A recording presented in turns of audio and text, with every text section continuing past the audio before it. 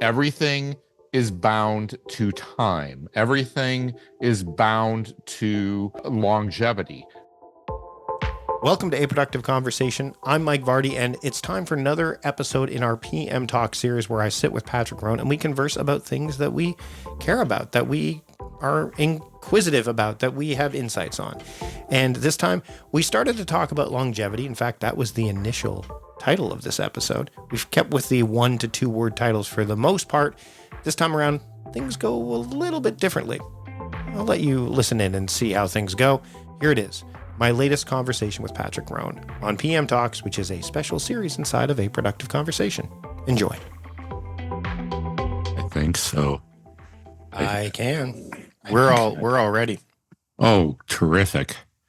It hasn't been that long since we last spoke to each other. No, it hasn't. Though, so I went back and listened to our previous recordings, which I actually hadn't done, and realized that we have this reoccurring theme that keeps popping up around choices, and I wonder if maybe people are going to be like, "Gosh, is this all they're ever going to talk about?" No, it's not. But I mean, a lot of things are rooted around that, which is the tricky part, right? Mm-hmm. You know, I mean. And even today, when we some of the stuff we're going to talk about today, choice will have a role in it, right? Because choice rules everything. I mean, like I've said many times before, everything we do in our life is a choice. Every single thing. No matter how long or short it is, it's as we record this, I am about 4 months away from turning 50. Oh my gosh. Yeah, I know I'm a baby for you, right? Well, yeah. I would say kid more than baby, but sure. But that's the thing is that you hear it's funny when I hang around with my friends who are older than me. They're like, "Oh, you're just a baby." I'm like, "I'm 5 years younger than you." Yeah, like, what are you talking about? I'm not. Well, but I mean, I guess, but one thing I will say though is that, there is. A difference in cultural references, right? Right.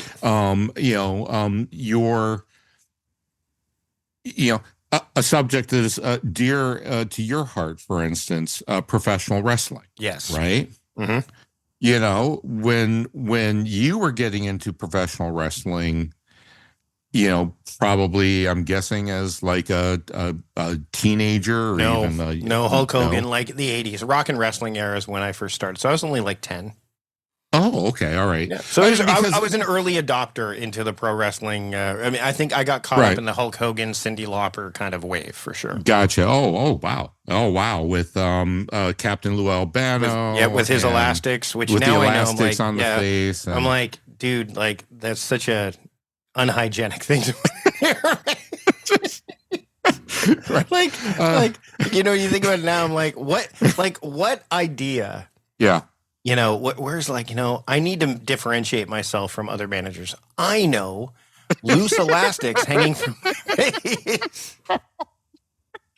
By the way, another recurring theme is you mentioned pro wrestling. We'll circle back, but Rick Rubin is a huge fan of pro wrestling, and we've talked about Rick Rubin on a couple of episodes as well. Yeah. So there's that. Yeah. But anyway, you're saying I was just going to say WWE didn't exist when or WWF at the time wasn't a thing when I started getting into wrestling at around the same age, 9, 10. Yeah.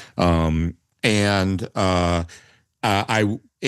most of those early WWF stars came out of the local league that I watched, because it was a very local, regional thing before it got kind of consolidated into what is now the WWE empire, right? Yeah. That actually,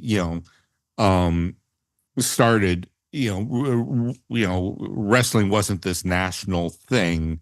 It was a very regional thing. Right. And so I watched the AWA, which was headed by Vern Gagne. which by the way was one of the bigger independent, like they were it was them and the NWA were the big ones that were outside. Well, the NWA was kind of like the ruling body of wrestling, period. Yeah. And then you had Vince in McMahon the South for sure. Yeah, and you had Vince McMahon Senior's WWWF. That was the big one in New York, and then Minneapolis was Vern Gagne, right? And then yep, exactly. And then when Vince sold the company, McMahon Senior sold it to Vince McMahon Jr. With the promise, and this is all, whatever, if you study over the years, it was like he asked his son not to invade other territories, and that's exactly what his son did. That's exactly what he almost did, almost immediately. Immediately. Sure, Dad, just sign right here. And he signed. He's like, okay, we're gonna go snatch all the WW. Yeah, we're going to every territory, and we're basically every single territory. Yeah, but they've. I mean, on the topic of longevity, I mean the pro wrestling's been around for a long time.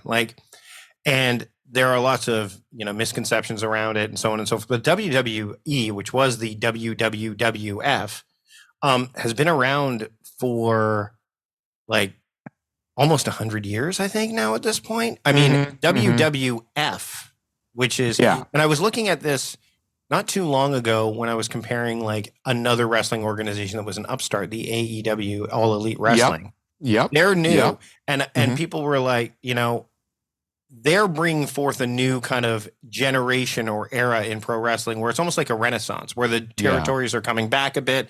Of course, WWE is now owned by Endeavor, which is also the owner of UFC. So the McMahon family is not involved anymore. And there's a whole thing there that we're not going to get into. Yeah.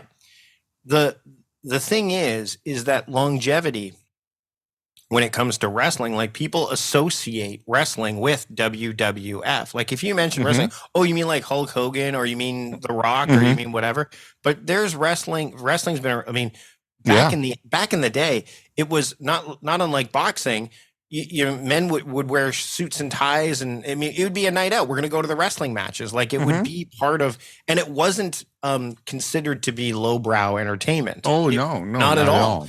And it's interesting because of how long it's been around, the phases it's gone through, from being for highbrow to that people associate it with it's not for people who are smart, don't watch wrestling. And then they find out that people like Jon Stewart are huge wrestling fans and Rick Rubin are huge wrestling fans. They're because it's and then you hear the whole, it's fake. Well, no, it's not, saying it's fake is like saying a movie's fake. It's scripted, Right. Exactly. And I mean, let's be honest, right? Wrestling is soap opera. Totally soap opera. It is soap opera for a mainly male audience. Yep. And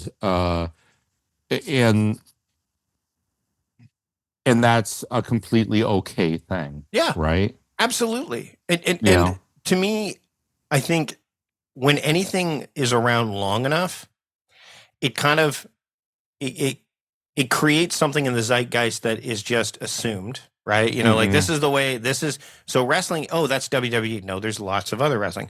Oh, well, wrestling it's always big guys, big guys that are no, not so much, because in Mexico they have the lucha libre and it's they don't hit each other. Well, in Japan and the UK, they have strong style, and there's some stuff that goes on there. Yeah. That is, so. Yeah. And let's be honest, right? Sumo is, while an ancient sport, it really is. It's revered. And a type of a form of physical entertainment that is akin to wrestling. Yes. Right. But the reason that I think that this is compelling and associated with kind of the stuff that we talk about is that we've been doing this for a long time too, in various forms. Oh, right? Yeah. And I was listening to my buddy Justin Jackson. I'll link to it in the show notes. They have a podcast, him and Jeremy Enns, who are friends of mine, about the state of podcasting. They've got a really cool new podcast. I'll link to the episode in particular, but you should subscribe to the show if you're interested in podcasting. And one of the things that they mentioned, and this is a trap that I think anybody can fall. I've fallen into it, and I think anybody can, is if you've been around long enough, then you rest on the laurels of being early. So you benefit from the initial onslaught or the initial wave of enthusiasm or audience. And that's dangerous, because dangerous, not the right, but that can be dangerous. Like, for example, it can be a trap. It can be a trap, right? Like, so when I look at the data for this podcast, I'm like, oh, we should be, we get a good number of listeners. But my thought around it is, we get a good number of listeners because I've been doing it for a long time and I've done podcasting for a long time. That's why. It's not because I'm doing any massive promotional efforts or anything like that. So then the question becomes is, should I? Well, it depends on what you want to do with it. Do I want to, yes, I want a lot of people to listen to our conversations. As a matter of fact, we've had people say that it's great to hear you back regularly on the airwaves too. So, I mean, there is that, kind of nostalgia, for lack of a better term, of like when because you don't do this stuff. You haven't done this stuff in a while. You do interviews, and I know you've been on Focused with David and Mike and so on and so forth. But the thing about longevity is that I think we value, I'd love to hear your thoughts on this, because I wrote about this too, is we tend to value longevity for longevity's sake, not for what lives within longevity. Ooh, wow. Okay. Yeah, there's a lot there. No, so here's the deal, right? Yeah, I agree with you. We tend to value longevity for longevity's sake, but the smarter people will not see it as time. They will see it as commitment. Right. Well, and right. I'm talking, by the way, I'm being very generic here, because I think societally that's what, like, oh, you live to 90. Wow. Like that way to, but if you were 90 and you just kind of went through the motions or weren't happy or whatever, then is that longevity something to celebrate? Whereas I've had friends at my age or younger that have, or either that have passed on, and they lived like a short amount of time, but they filled that time. Oh yeah. Right. So the question is so again, it comes back to quantity over quality in a lot of ways, right? Yeah. You want to hear, a fact that blew my mind not too long ago, when I was kind of looking into some of this stuff for writing I was doing at the time. Here's something kind of mind blowing that a lot of people don't realize.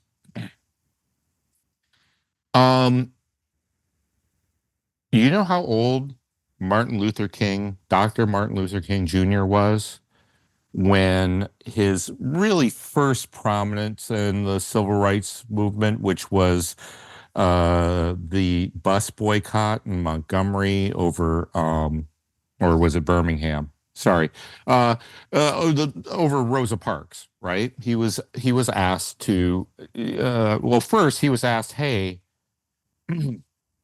we're organizing this bus boycott to boycott and to protest what happened with Rosa, what happened with Mrs. Parks, and Martin Luther King was like, oh, I've got a church. I'm kind of the new pastor at it, but there's nothing happening in the basement. Right now we don't have any groups organized. Do you want to just use the basement for like putting your signs together and stuff? And they said, oh yeah, that'd be great. Terrific. Yeah. And then, so he was there, he was talking with them. They were, everything else. And they said, hey, do you want to lead this thing? Because like we've asked some of the other pastors around, some of the folks that have been around for a while, and quite frankly, they don't want to stick their neck out on this thing. They're a little afraid of like what's going to happen to their churches and whatnot if they stick their neck out. But you're young and dumb. How old was he? How old? 26 years old. Because how old was he when he died? 39.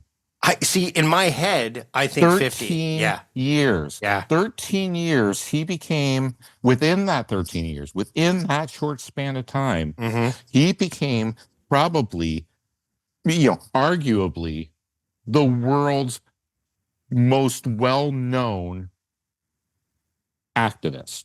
Yeah. Right? It's him and Gandhi.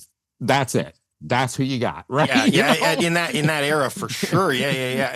13 I years. did not realize that. And the thing is that because we don't have any control over when the end is, we don't have control over the beginning either. Like, let's be, Nope. but we don't think about that because we know we don't have any control over the beginning because we don't have that. But at the end, Right. and actually that's not true. Well, We do have control over the end in some instances. We're mhm. seeing more of that. And Yeah. one of my friends, actually, last year, two people that I know, one who was in his 70s, one who was in his late 40s, but was suffering from cancer, both opted for assisted death. Now, whether Yeah. you believe that or not, I mean, that's neither here nor there. No, We're not talking about a you morality. you get that privilege in Canada. Yeah. Lucky Yeah, you. and it's not, and not all parts of Canada either. Not all Yeah. parts either, right? But the Hmm. thing is that, and again, this is not a discussion or an argument or an invitation to Hmm. say what do you believe in and all that stuff. That's not, but because that in and of itself, Hmm. is you shouldn't get to choose. They're saying, but I mean, there are instances, and we do see people who are making choices. We talked about that in the Hmm. episode, the first episode. We talked Hmm. about, Hmm. um, it's we tend to focus on, and again, it comes back to when I wish we got to wish we got to a point earlier in our lives where we realized that mortality is a thing, so that Or yeah.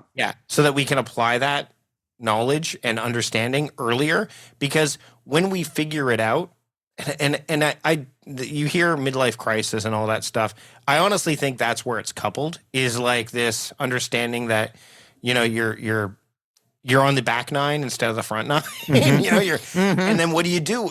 And I think the hard part is looking back and regretting, as opposed to looking forward and kind of saying, well, looking in the present and forward and saying, okay, what do I really want to do? Like, Yeah. what do Yeah. I, because I know I'm not going to Hmm. I'm not going to be here forever. In fact, Hmm. I don't know when my number is going to be called. Hmm. So why am I focused on a number in general? I should be focused on, the things Yeah. that are going to ultimately, I mean, purpose. Frankel's Man's Search for Meaning. And if your purpose, by the way, and I was thinking about this the other day.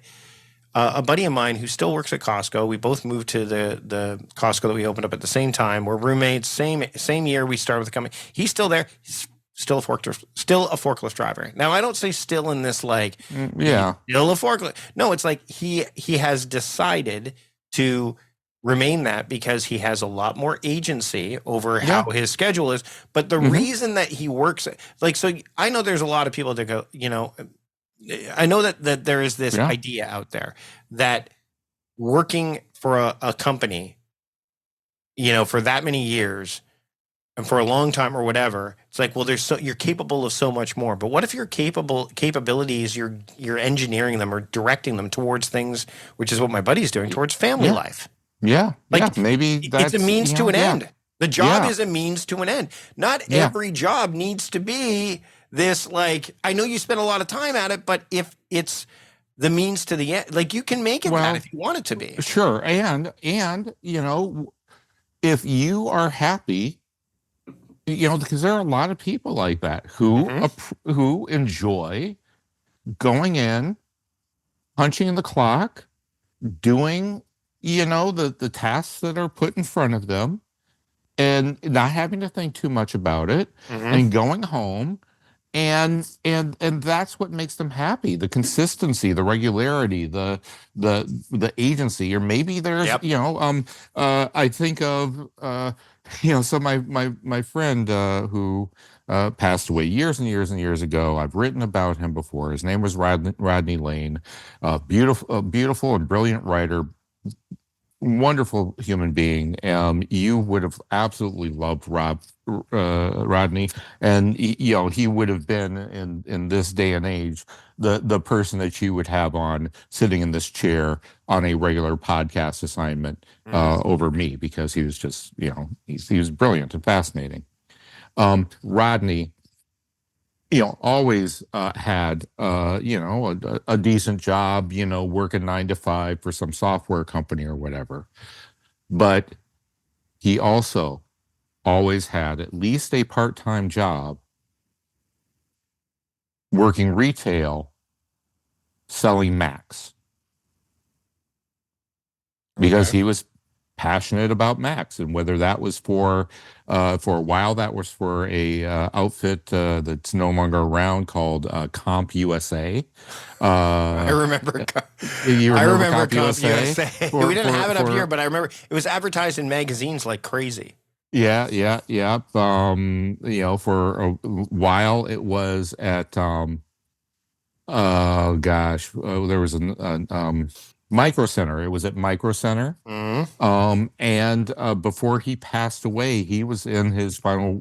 They had just opened the Apple stores, not more Yeah. than a year or so earlier, and he was in his kind of final rounds of interviews for getting hired at the Apple store.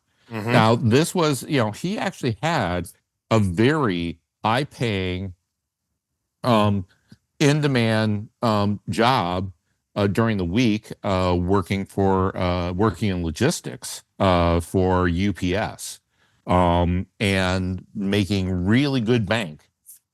But there he was interviewing for a weekend job at the Apple store. You know why? He loved Macs. Yeah. He loved nothing more than selling Macs. The thing he loved most about working at CompUSA was actually poaching PC users.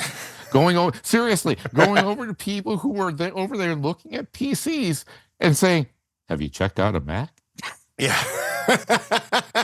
He wasn't wearing a trench coat when he did that, did he? No, he wasn't selling it. He made more switchers than John John Hodgman and Justin Long. Justin right ever did, because I mean, and he loved it. He absolutely adored it. Right? You know, there's the But that's not the first thing you thought about when you think about him. It's a part of his character. oh But, yeah, sure. well, no, but the point is that and this is where it can get tricky. And I wonder if it generationally maybe it's changing. I don't know.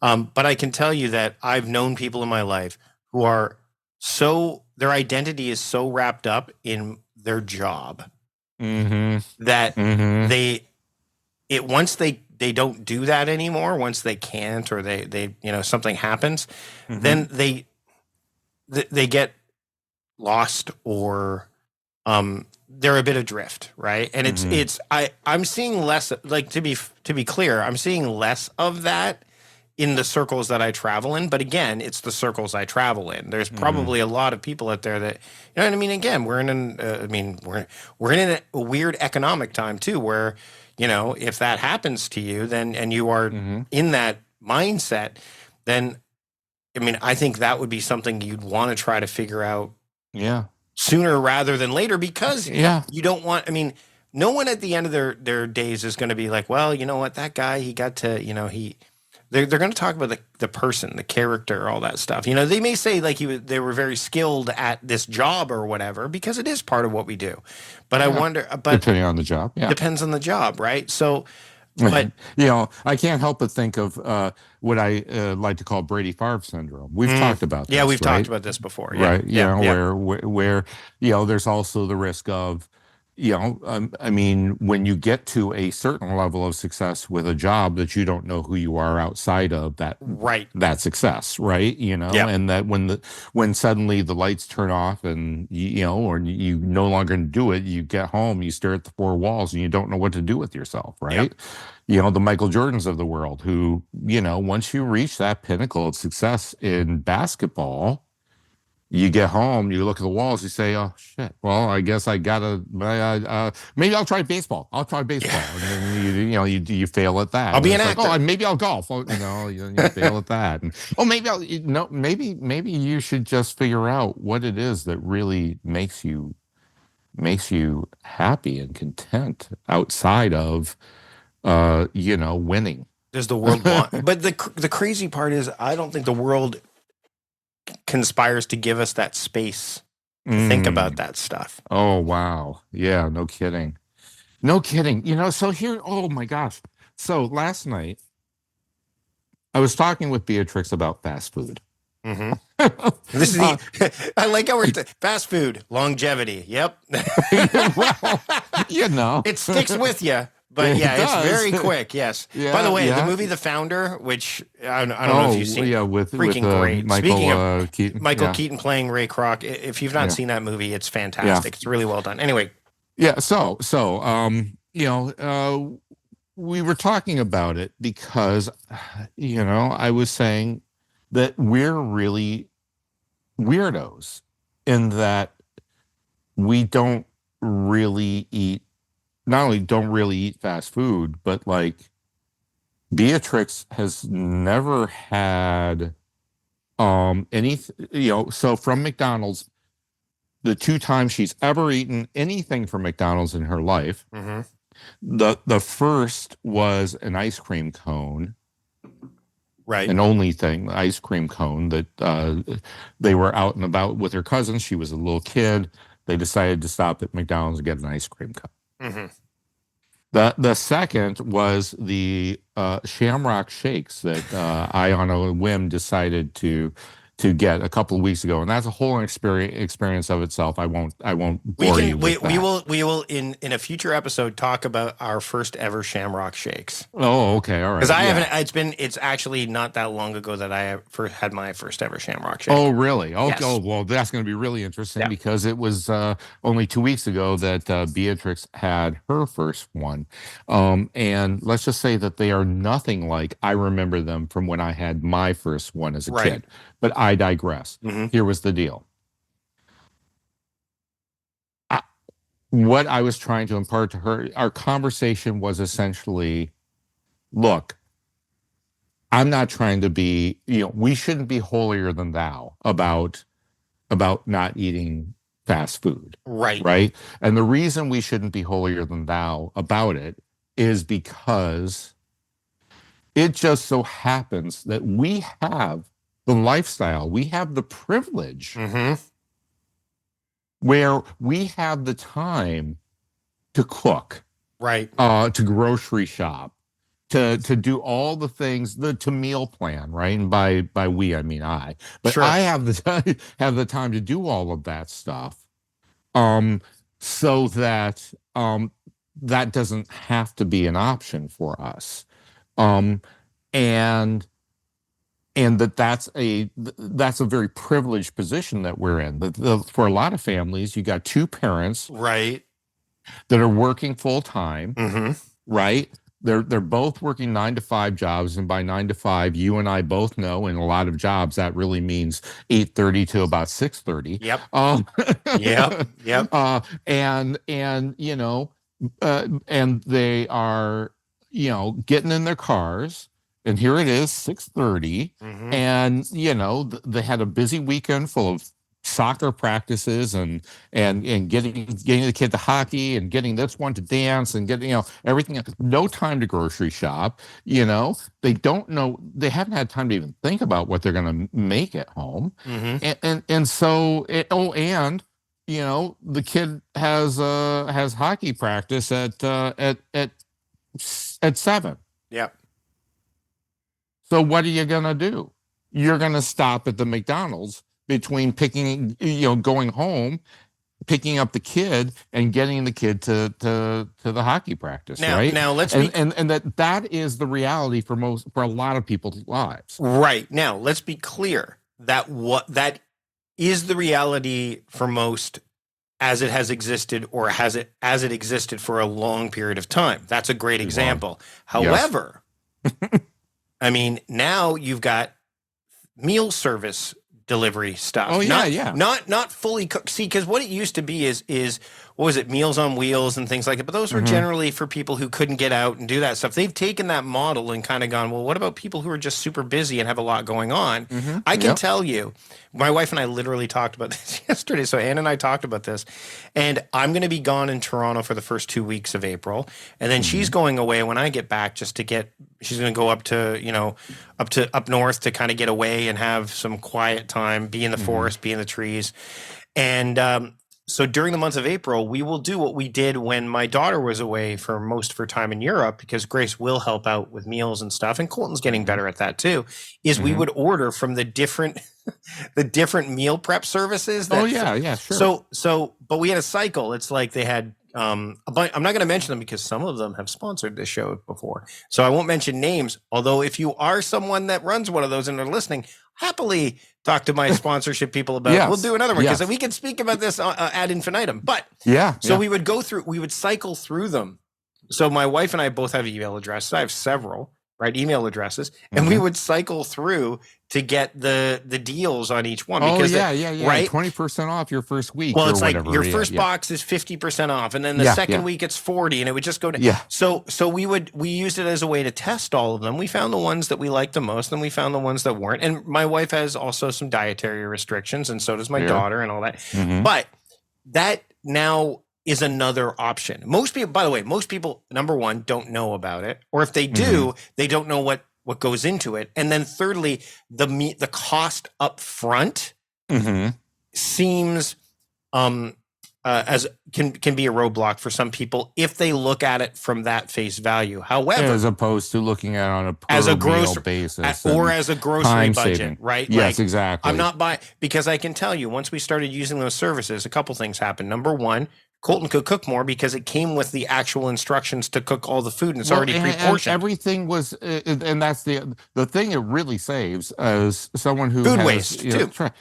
It saves waste. Yep. It also saves a lot of prep time, right? So much of my time in preparing food, and we don't really use meal services either. I should preface that.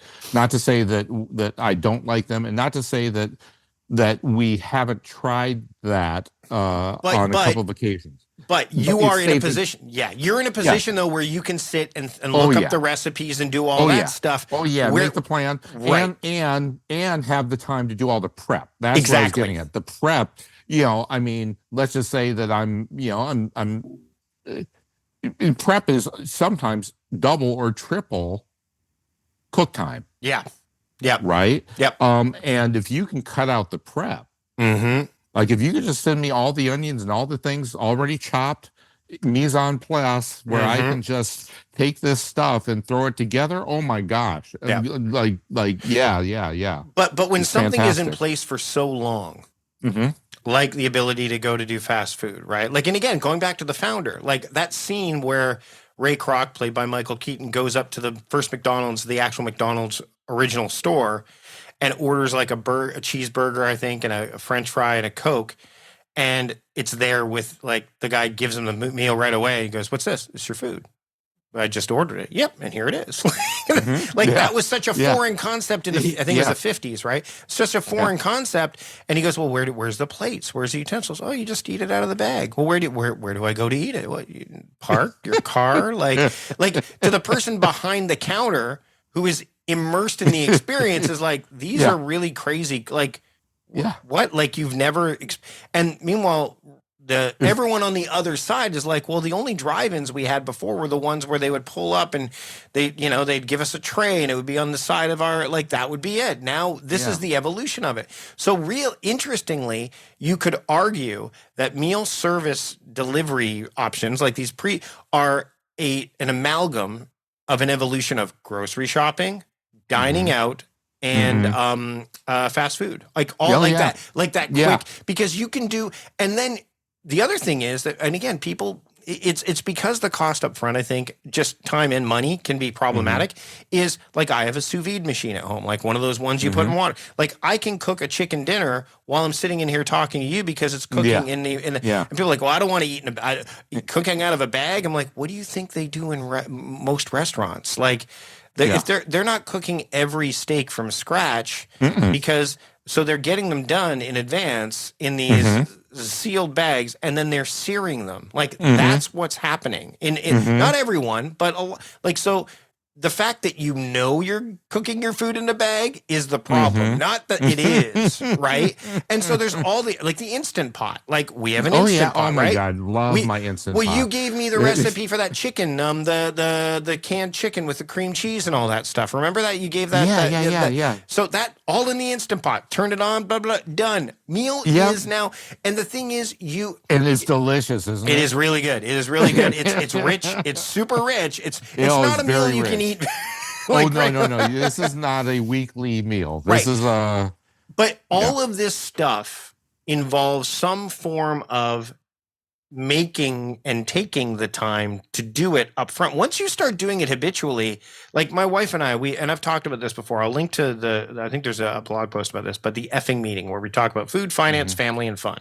Like Mm-hmm. every Mm-hmm. Sunday we do this Mm-hmm. because then we can go out on date nights and not talk about Mm-hmm. that stuff. Our Mm-hmm. meals are planned in advance. We decide, do Mm-hmm. we want to have the meal service this week or don't we? Mm-hmm. Like there's all these variables, but we feel as if our um we no longer have a lot of, like, if you're in the moment of it, if you're immersed in the week, like today we don't have a meal plan for today. We normally do. Mm-hmm. We made some changes, and again, a meal plan is just that. It's a plan. It's not like Yeah, written yeah. in stone because Right. there's And any variables. plan can be deviated from. Right, Yes. right. But the plan is important. What's that? Fail to plan to fail. Like, Yes, exactly.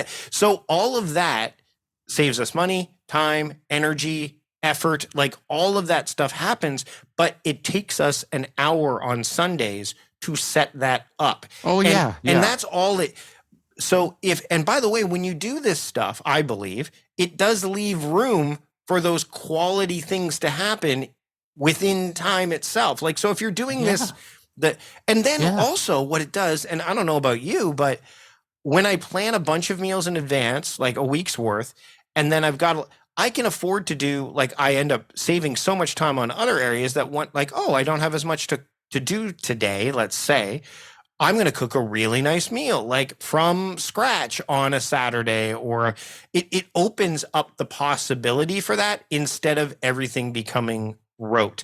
So you don't make everything rote or to the letter, because that's processing a life more than living it. But if you do it, if you piecemeal it, if you figure out where that should happen, like the morning and evening routine to me are, if you want, my thought on this is, if you want to have a life, whether it's long or not, that allows you the time, space, wherewithal, all that to focus on the things you need and want to do, by creating some simple morning and evening routines to bookend your day, it opens that up far more than if you don't. Oh, yeah. Yeah. Yeah. Far more. Well, and these are also, one of the things I've said before, like, the easiest way to build habits is to attach it to other habits. Yep. Right. Yep. To add something, after a habit that you already do. Right. The easiest way to remember to floss is to do it immediately, thanks to you, Mike Vardy, before brushing your teeth. Yes. See, you thought I'd forget that. I haven't forgotten. That's probably the best tip that we've delivered on this podcast. Well, and for night owls, for night owls, the evening routine is definitely more important than the morning routine. And I believe that I think the evening routine is actually better for every circadian rhythm. You want to know what has really just changed the game for me? Sure, and what? It's something I should have been doing for years, but I haven't been. But setting out my clothes the night before. Yeah. Choosing what I'm going to wear the next day, the night before, because mornings are kind of compact for me. Yes. I'm the primary driver of Beatrix to school. She has a really goofy beginning of the day schedule where on Mondays and Fridays she's due at school at about 7:45. On Tuesdays and Thursdays she's due at school at 7:20. And on Wednesdays, she's due at school at 8:30. Right. So there's no static elements there at all. The only static thing is you're taking her to a place, but the dynamic elements are the time. Terrific. Right. And so therefore, when I wake up, when she wakes up, all of that stuff shifts on almost daily basis throughout the week. I mean, every week is routine like that, but right? And what I was finding was the stumbling part, the part that where I had to it wasn't routine where I had to make a decision, was happening at the worst possible time for me to have to make a decision. Yep. Right. Yep. You know. Well, and it's not that much of it's not a terribly important decision either. No, it's not a terribly important decision, especially for someone who most of those days, you know, just needs to throw on some top and some bottom and take her to school, come back home, and then I can decide what I want to wear for the day, right? But still. But you remove the sum aspect. You remove the variability of it in that, at a time where your brain is more able to be conscientious and thoughtful about it, as opposed to what do let me just grab this and grab this and grab this. Exactly, as well as I shifted where that time occurs, right? You know, where now it's occurring when I'm awake, when I'm alert, when I'm not feeling rushed, when I can take, you know, however much time it takes, whatever, when I can really stop to think about, okay, what am I doing tomorrow? Because on the days when I might have meetings with clients or stuff like that, I'm going to wear something different than the days I'm working over at the Hague House, doing demo, right? And so and so I've taken all of that, time shifted it to a different time, and it has saved me so much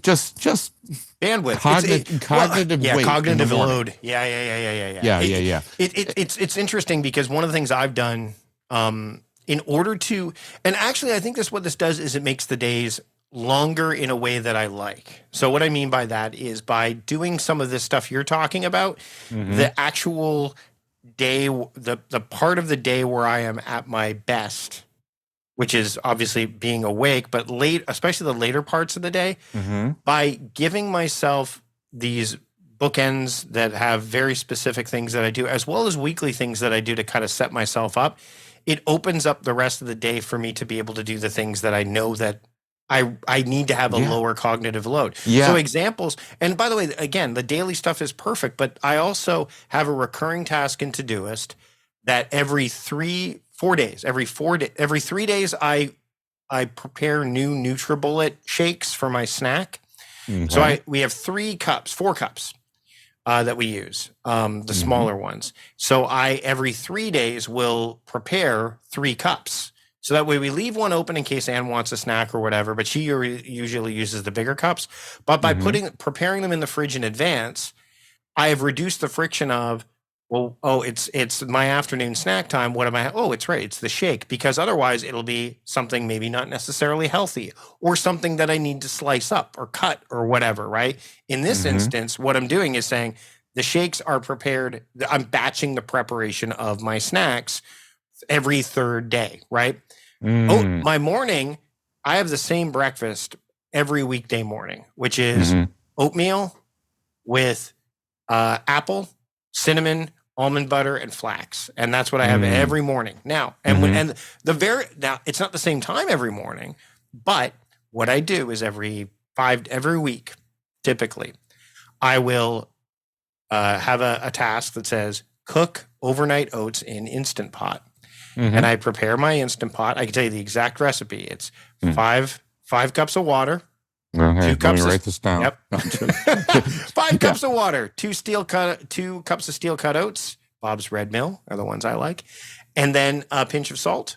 I put it in the Instant Pot. I set the pressure for high, 4 minutes of pressure. Obviously, there's going to be some up and down. Right. And then depending on the time of day, I prepare it. So if it's at 9 at night, sometimes that's when I'll do it. I'm like, okay, well, I want it delayed 10 hours before it actually starts cooking, because you can set a delay timer. So I do that once the kitchen is free and clear and everyone's kind of like, no one's in there anymore later in the night. I'm like, there it is. Now I'm ready. I have a week's worth of breakfasts already. I don't do that for lunches. I'm a bit more variable with my lunches, and obviously dinners we have mapped out. So lunch is kind of like my free meal that I can pick. So I'm not regimented about, if you get very clear, and regimented is not the right word, but I'll use it, about like the snack and the breakfast and even the dinner to a degree, it opens up the freedom for other things. Like, do you want to go out for lunch? Well, Yeah. because I can, because we're not eating out like 3 nights a week. So I can go out and have right. So it's, I think when you do that stuff, it extends your ability to create the moments that really matter, because these things, they matter in terms of, like, obviously, I mean, eating oatmeal every morning is healthier for me than eating Apple Jacks every morning or bacon and eggs or whatever, right? So there's so many benefits to it, but it's not sexy. It's not the sexy stuff, right? It's not like the Notion template.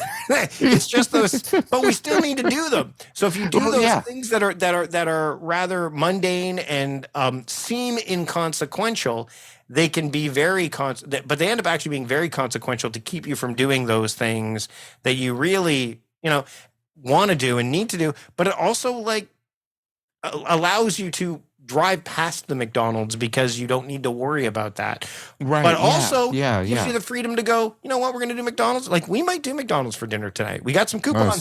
There's a deluge of coupons now I put a little bug in your brain, right? Now you're craving a Big Mac, huh? Yeah. What's the quarter one pounder I like? with cheese? No, I prefer. Guy? So I'm more of a Big Mac or a McChicken. Oh yeah. I like the McChicken. Yeah. Now I used to, like, back in the day, being back in the day when I was a good Catholic boy, a filet-o-fish for lunch on the Friday. That was a thing, That was my Lenten meal. Do you remember? So for the longest time, we'll wrap up after the. Speaking of longevity, Burger King. We didn't have Burger Kings near where I grew up. Like, we had to drive a bit. McDonald's was closer. But I preferred Burger King. And they had, remember the Burger Buddies, which, like, the 3-pack of burgers, they came in like a little box. It was like little tiny, they were almost like, they were sliders before sliders actually. Gosh. Do you remember them now? Like White Castle, but burgers. Yes. They were called Burger Buddies. But the thing I liked, the chicken sandwich that Burger King had was the best one. Like, I thought it was the best. It had, like, some weird spice in it. But the thing that I miss, speaking of names, is the Burger King fish sandwich was quite good, but it wasn't called the BK Big Fish like it is now. It was called the Whaler. Yes. The Whaler was excellent. It was awesome. Now, it was really good. It was really good. The pants off the filet-o-fish. Yep. Yeah, because it felt like you were eating, like, you got fish and chips from, like, a actual fish and chip place. It was like a it was good. Well, because it was served, unlike the filet-o-fish, which is basically served on a hamburger bun. No, this was served on, like, a hoagie style bun. Yeah, it wasn't the Whopper bun with sesame seeds, but it was very. It was that big. Like, it was. I mean, all of the. And it's interesting. The more I remember. Whaler. Yeah, I remember going, and I'll be doing this when I'm in Toronto. I used to work at a fast food restaurant in Canada called Harvey's, and so for the Canadian listeners that are listening, they know what Harvey's is. And Harvey's and Swiss Chalet used to have combo stores and all that, but Harvey's burgers were my favorite because they were actually grilled on the grill. Like, you could see there was open kitchen, and you got to put whatever you want on them. So think of it as like Five Guys now. Yeah. But they were more, smaller burgers. They tasted really, really good. You can't get it anywhere other than, I think there's some places in Alberta and definitely Quebec, but near where I grew up is definitely, where, and when I go back, I will be eating Harvey's. Like, there's no question. But the last time I was there, I went to Harvey's with my mom.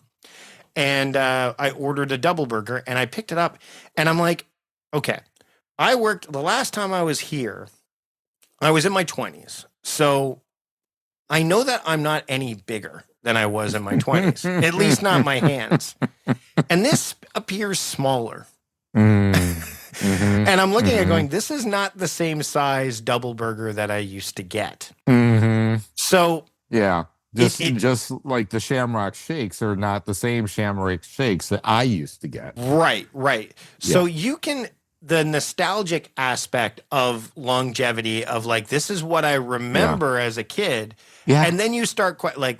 And then you start questioning, is it my memory or did they change? Like, which one of these things was wrong? Right. Yeah. What story is the correct one? And correct. And of course, with any story, it depends on who's reading it. But I mean, it's just fascinating to me. The more I think that this is. I was thinking about this in terms of when will because as again, I approach 50, I'm like, when will these constructs or these ideas, or even me just dwelling on longevity and mortality, when will that stop? And I think I've come to the conclusion that it won't. No. Well,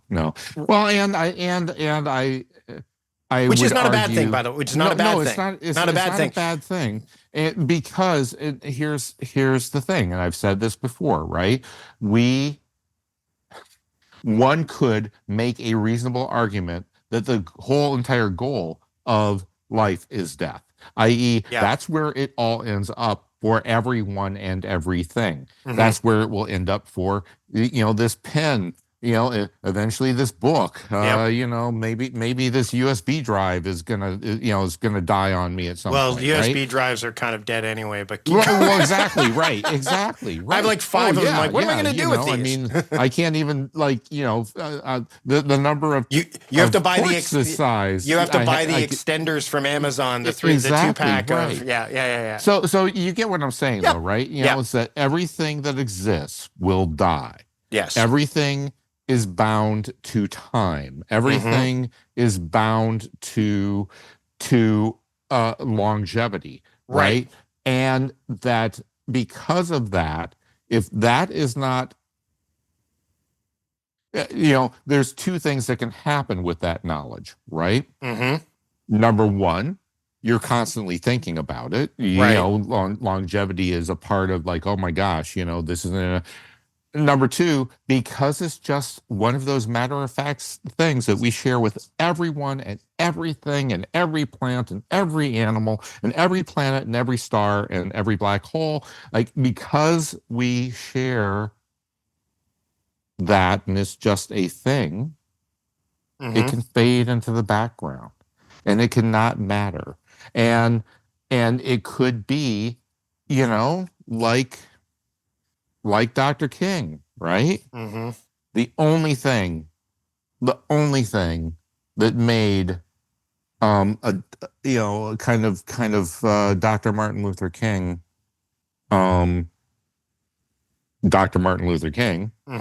despite his obvious good looks, charisma, passion, and and hard work and all the other things.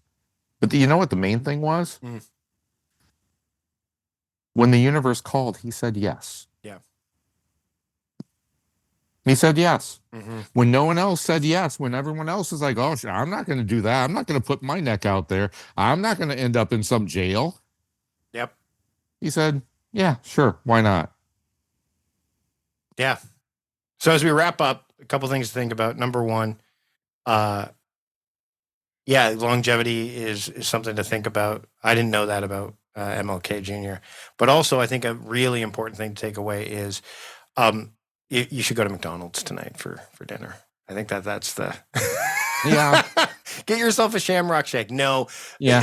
No, I would not recommend that. But I'm sure that there are some still things on the menu that taste pretty much the same way that they used to.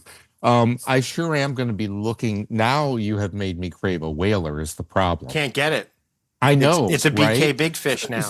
Right. So here's what I got to do. I've got to backwards engineer that sucker. I've got to spend some time figuring out how to make a whaler.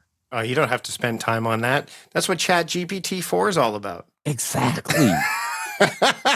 And we can dive into that in the future as well. Speaking of the menu, for those that want to, I was thinking about this as we were gearing up for this conversation.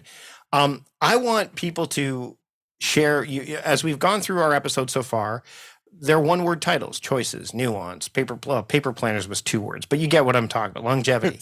This one's going to be fast food. Yeah, no, I'm joking.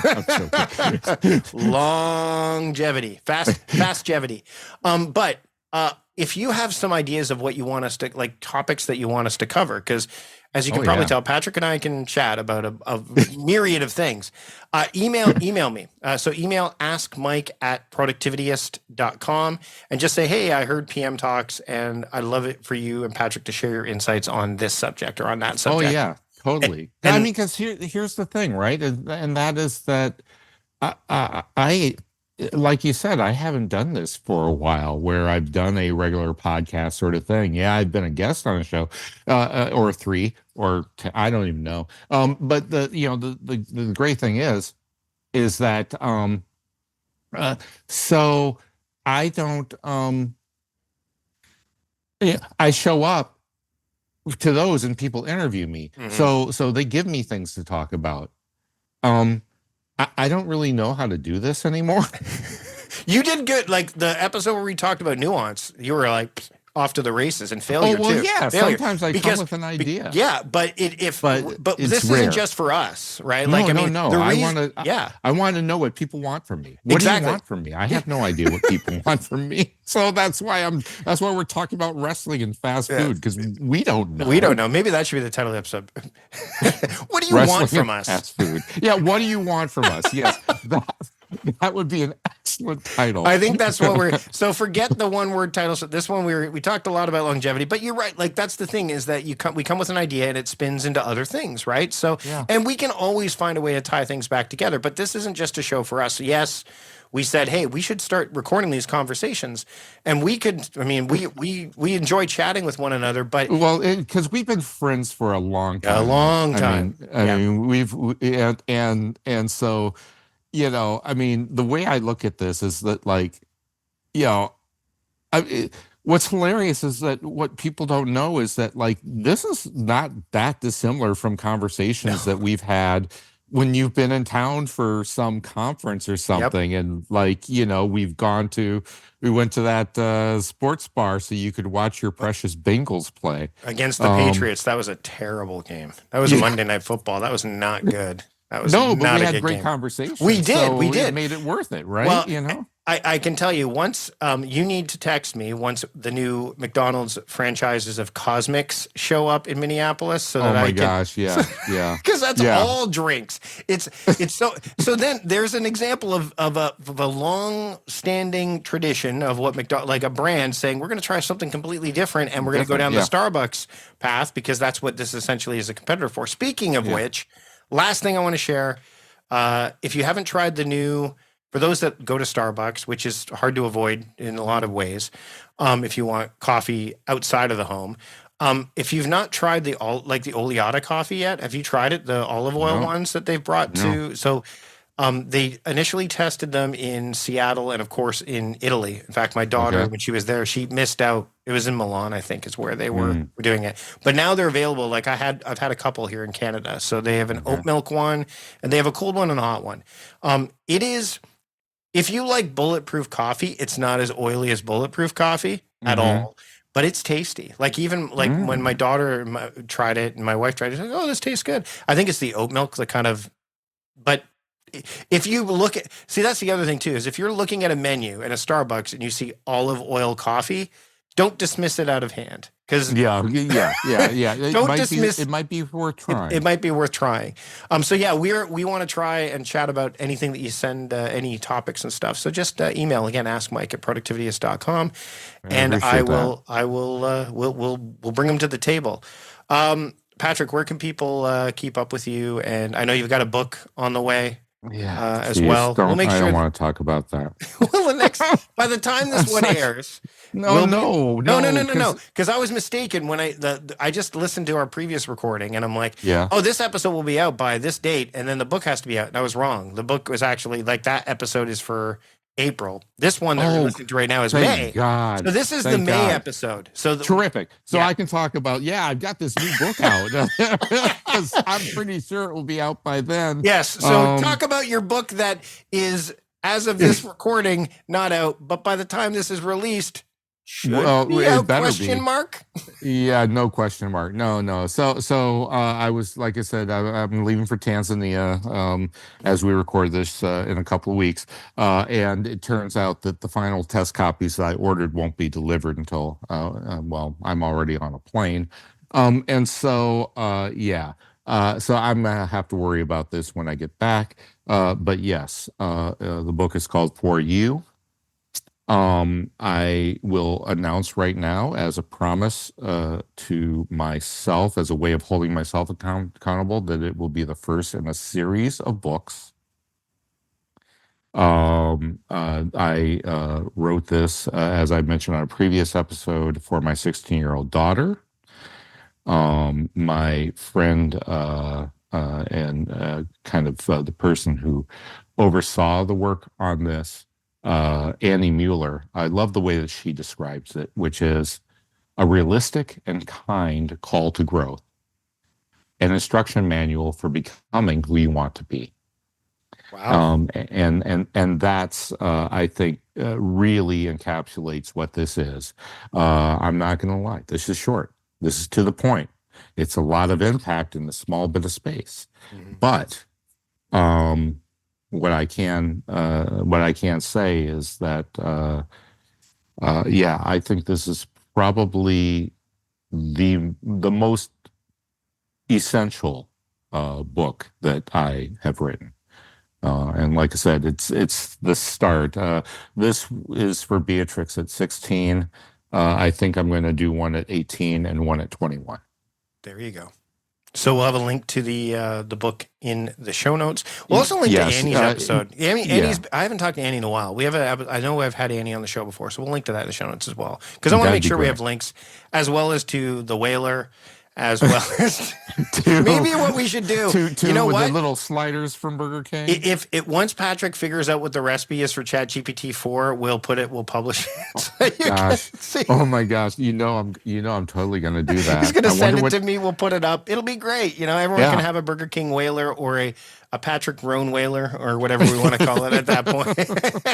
Which are we allowed to call them whalers at this point? Like, because whaler, it might still be trademarked. Although I mean, there's the Hartford Whalers. I don't know if they're still a thing. No, they're not. So actually, interestingly, they became the Carolina Hurricanes, and then my someone who lives in the Carolinas that I know knows that I love the Hartford Whalers logo. Like I've always loved the logo. It's like the best logo ever. Yeah. And they sent me a hat. So I have the hat, which has the logo on it. And what I love is I love it for two reasons. Number one, it's got the logo on it, and I was trying to find it forever. But number two, it's like that Kelly green, and my wife just hates how it looks like on my, because it's just bright green. So I wear it a lot. All right, Patrick, thanks so much again. Thank you, Mike. We'll see you next month with another episode of PM Talks, and I'm loving this series, so I'm glad. And again, everyone that's listening to this share your ideas with us. Okay? Yes, would love it. All right, see you later. Thank you. Bye. Thanks for taking the time to listen to this episode. Again, all of the show notes, relevant links, etc., can be found at productivityist.com/podcast526. You can also check out all the show notes wherever you get your podcasts, Spotify, Apple Podcasts. While you're checking out wherever you're listening to this podcast, subscribe to this podcast. That way you don't miss a single episode of What's to Come, which includes episodes from the vault, things that we've brought back from our over 520 episodes that have been produced so far. You also won't miss a single episode of What's to Come. So check out A Productive Conversation by subscribing. And also don't forget to support the show by checking out the sponsors that you heard during today's conversation. Go to productivityist.com/podcast sponsors to make that happen. And again, to share some of your thoughts around what we should discuss on these episodes, email me directly at askmike@productivityist.com. You can rate and review the show as well. Lots of things you can do to support the show, but I just want to thank you for sticking around and listening. Until next time, I'm Mike Vardy, the host of A Productive Conversation, reminding you to stop doing productive and start being productive. See you later.